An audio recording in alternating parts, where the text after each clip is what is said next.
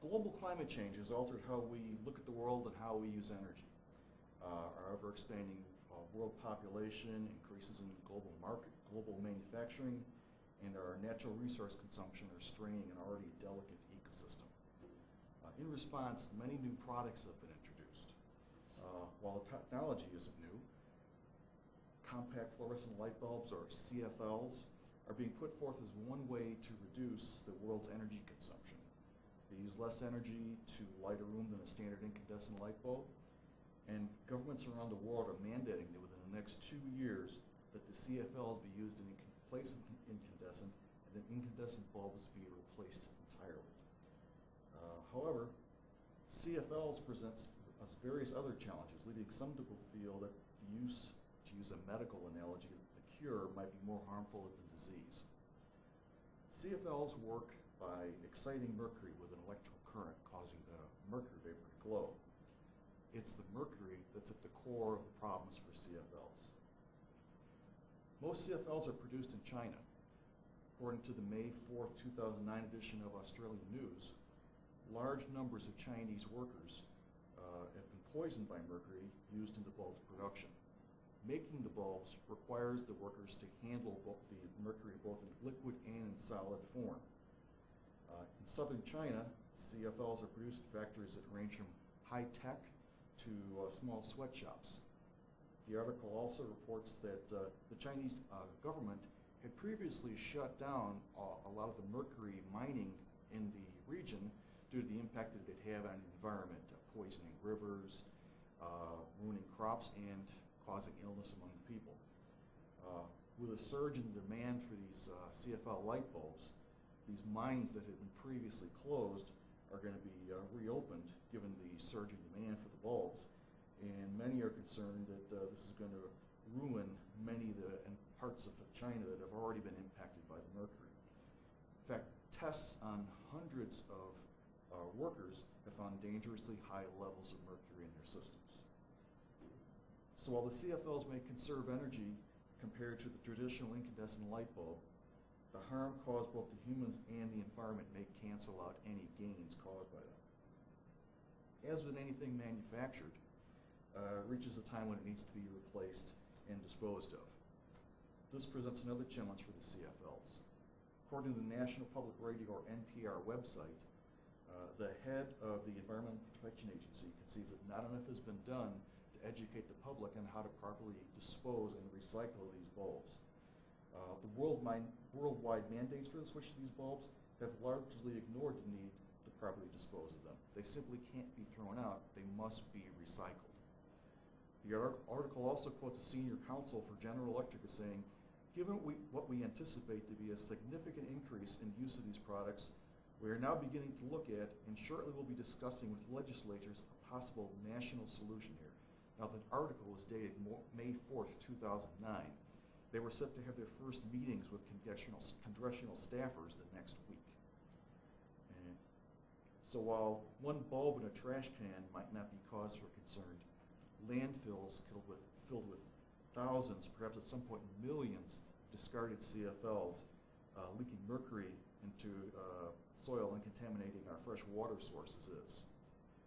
Given human nature and our tendency to put things off until it's too late, one only has to look at the Katrina hurricane or our current economic events to see what happens when that occurs. So we've seen what risks the CFLs present when manufacturing them. What happens when you go to dispose of them? What happens when you break one? Let's take a look at the EPA website.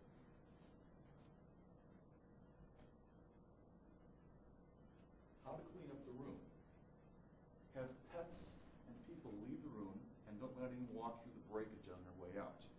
Open a window and leave the window open for 15 minutes or more. Turn off the central air. Carefully scoop up the broken pieces with a piece of stiff cardboard or stiff paper and place them in a glass jar with a metal lid or in a sealed plastic bag. Now, as you can see, there's many other steps that they want you to follow. In the September 2008 edition of Environmental Health Perspectives, they go over the results of research conducted at Brown University. According to the director, Robert Hurt, the EPA's recommendation to clear the room for at least 15 minutes may be too brief. They have found that the peak for escaping water vapor, or mercury vapor, can last for a few hours. Mercury doesn't evaporate and disperse like water vapor or other elements. The Brown University group also found that plastic bags leaked mercury vapor. So here we have the EPA, the people that are supposed to be looking out for us, that maybe they don't have all the answers.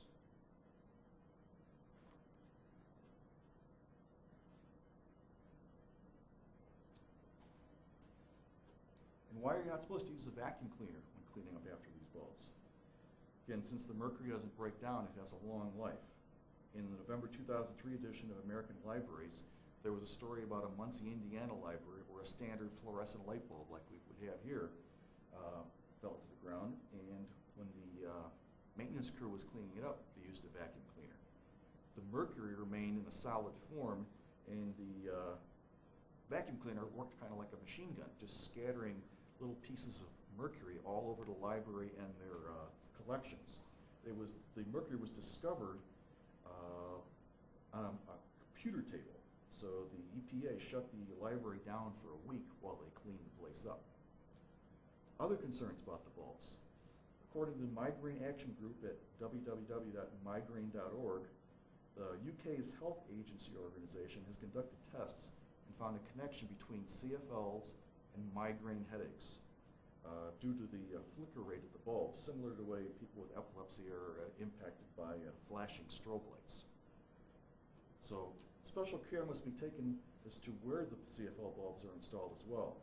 In the Monday, May 4th, 2009 edition of World Daily Net, there was a story about a woman that smelled smoke on the second floor of her home. She went upstairs to find that the bulbs she had in her track lighting were smoking. She said, "I was horrified," she told the local TV station. "I went upstairs and took out every bulb." Because many of the CFL bulbs are not intended to be used in track lighting, recessed fixtures, or even with dimmer switches. You thought buying a car was complicated. So a more energy efficient and less dangerous replacement for CFLs are LED or light emitting diode bulbs. They use less energy, and their manufacturing and subsequent disposal have far less impact on the environment as well as the people that use them. Some people have even incorporated them into their furniture. So to summarize, our desire to find the fast fix for problems can sometimes have unintended consequences. While the CFL bulbs may save energy, their manufacture and disposal can have significantly greater environmental impact than our existing bulbs. And the manufacturing standards in China expose its workers and the environment to large levels of mercury. Countries, including the US, are requiring that the CFL bulbs be in place within the next 2 to 3 years. Presently, there is little known by the consumer as to how to properly dispose of the bulbs, nor is there the capacity right now to handle the existing supply we have.